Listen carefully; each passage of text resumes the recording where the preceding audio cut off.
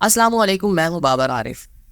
جناب مفتی محمد تقی عثمانی صاحب کے ٹویٹ کے بعد مس یونیورس کی خبریں پورے پاکستان میں گردش کر رہی ہیں اور اس پر بہت زیادہ چرچا ہو رہی ہے۔ یہ شروعات مفتی صاحب کے ٹویٹ کے بعد ہی ہوئی کہ عام لوگوں تک یہ بات پہنچی، کیونکہ اس سے پہلے میڈیا پر اگر خبریں چلتی بھی ہیں تو آئے روز اس طرح کی خبریں آتی ہیں اور ختم ہو جاتی ہیں، لیکن وہ لوگ جو خوشیاں منا رہے تھے کہ پاکستان کی نمائندگی ہو رہی ہے، مفتی صاحب کے ٹویٹ کے فوراً بعد وہ سب بھی خفا نظر آئے۔ مفتی صاحب نے ٹویٹ کیا کیا کہ جنگ کی خبر ہے کہ 5 دوشیزائیں عالمی مقابلہ حسن میں پاکستان کی نمائندگی کریں گی۔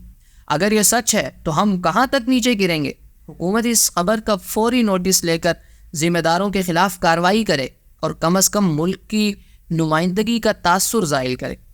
اب سب سے پہلی بات تو یہ ہے کہ 5 دوشیزاؤں میں سے جو حسینہ سلیکٹ ہوئی ہے، اریکا رابن، ان کا نام ہے، وہ کرسچن ہے، وہ مسلم ہی نہیں ہے، تو شرعاً آپ کے جو قوانین ہیں وہ ان پر لاگو ہی نہیں ہوتے۔ اور دوسری بات کہ ہمارا کانسٹیٹیوشن جو ہے وہ ہر ایک کو اپنی مرضی سے جینے کا حق دیتا ہے، تو اگر کوئی عورت اپنی مرضی سے اس طرح کرتی ہے تو اس میں مسئلہ کیا ہے؟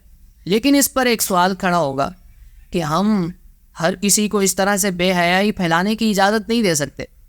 لیکن اس پر پھر ایک میرا سوال ہے کہ پاکستان میں مردوں کے بہت سارے ایسے مقابلے ہوتے ہیں جس میں ان کا سطر نظر آ رہا ہوتا ہے، بے حیائی ہو رہی ہوتی ہے۔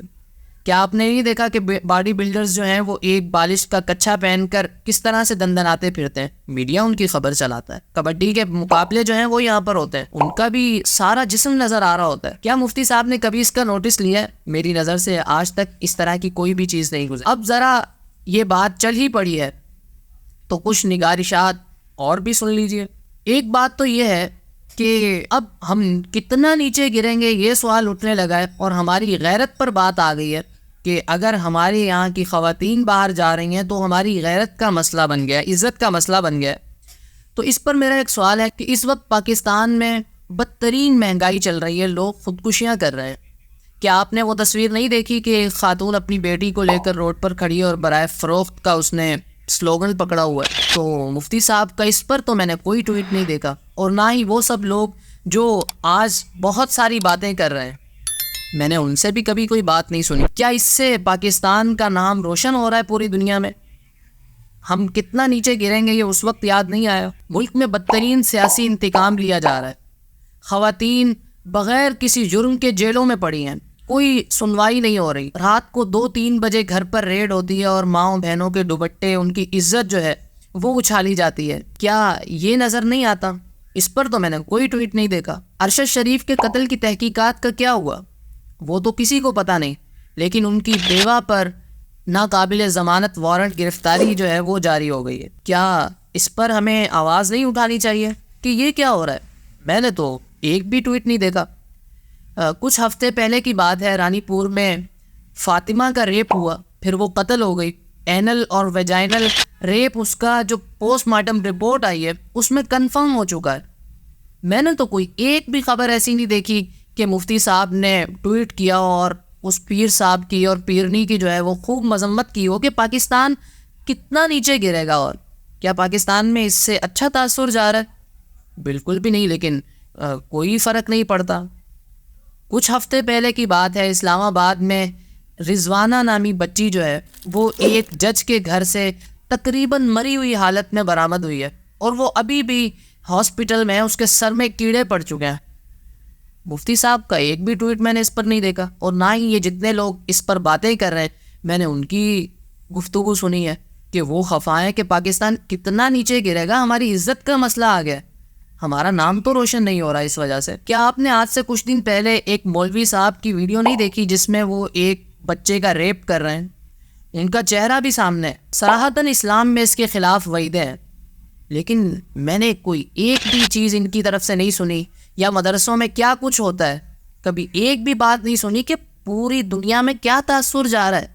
کم از کم یہ فوراً نوٹس لیں، ذمہ دار بھی یہ خود ہیں، اور پاکستان میں یہ جو ٹیگ لگا ہوا ہے اس کا تاثر ظاہر کریں، لیکن کوئی ایسی چیز نہیں دیکھی۔ اس سے پہلے رائیونڈ میں ایک واقعہ ہوا کہ ایک استاد نے بچے کے ساتھ ریپ کیا اور پھر اس کو چھت سے نیچے پھینک دیا۔ مفتی صاحب کا میں نے تو نہیں دیکھا کہ اس پر ٹویٹ آیا، اور یہ جتنے لوگ باتیں کر رہے ہیں انہوں نے ٹویٹ کیا ہو، انہوں نے اس پر کنڈیم کیا ہو کہ یہ بہت غلط ہو رہا ہے، پاکستان بہت نیچے گر چکا ہے.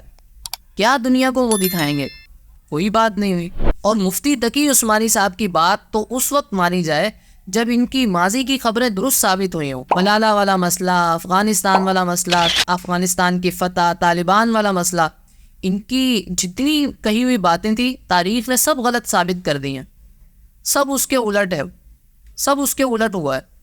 تو یہ بات ان کی کیسے مان لی جائے؟ یہ کہا جا سکتا تھا کہ ہمارے کلچر کے خلاف یہ بات ہے، ہمارے اسلامی جو طریقہ کار ہے اس کے یہ خلاف بات ہے. لیکن یہ کہنا کہ ہم کتنا نیچے گریں گے یا ایک غلط تاثر جا رہا ہے، یہ تو بالکل غلط بات ہے. کیونکہ اگر ہم اپنے سے بہتر اسلامی ممالک کو دیکھتے ہیں، مصر ہے، انڈونیشیا ہے، ملائیشیا ہے، ٹرکی ہے، ان سب کی خواتین ان مقابلوں میں حصہ لیتی ہیں. ان کا نام کتنا نیچے گر گیا. اگر آپ کلچر کی بات کرتے، اگر آپ اسلام کی بات کرتے صرف، تو ہم آپ کے ساتھ کھڑے ہوتے. لیکن آپ نے کہا کہ اس سے پاکستان کا معیار جو ہے وہ گر جائے گا، اس ملک کا معیار اس وجہ سے گرا ہے. کچھ بھی ایسا نہیں ہوا. یہ کہا جا سکتا تھا کہ ہماری مشرقی روایات ایسی نہیں ہیں. تو ہو سکتا ہے کہ آپ کے ساتھ بہت سارے لوگ کھڑے ہوتے. مفتی صاحب اور اس جیسی سوچ رکھنے والوں سے گزارش ہے کہ آگے بڑھیں، اور اس بات میں بھی ان کو مکمل حق ہے کہ وہ اپنا مقدمہ جو ہے وہ سامنے لائیں. مگر پاکستان میں ہونے والا ظلم، بربریت، یہاں پر جو ہونے والی زیادتیاں ہیں، خواتین کا استحصال جو ہے، ان سب پر آواز اٹھانا بھی بنتا ہے. اگر وہ اس ایک واقعے پر انہوں نے اپنی آواز اٹھائی اور یہ اپنی موجودگی کا احساس دلایا کہ وہ ابھی زندہ ہے، تو ان سب چیزوں پر بھی ان کا آواز اٹھانا بنتا ہے. اگر مولانا فضل الرحمان کو ڈیزل کہہ دیا جائے تو مفتی تقی عثمانی کو بہت سی آیات اور احادیث یاد آ جاتی ہیں. لیکن یہ جو چیزیں ہیں، ظلم و بربریت ہے، یہ جو استحصال ہے، یا یہ جو قوم لوط والے کام ہیں، ان پر تو قرآن پاک کی سری آیات موجود ہے.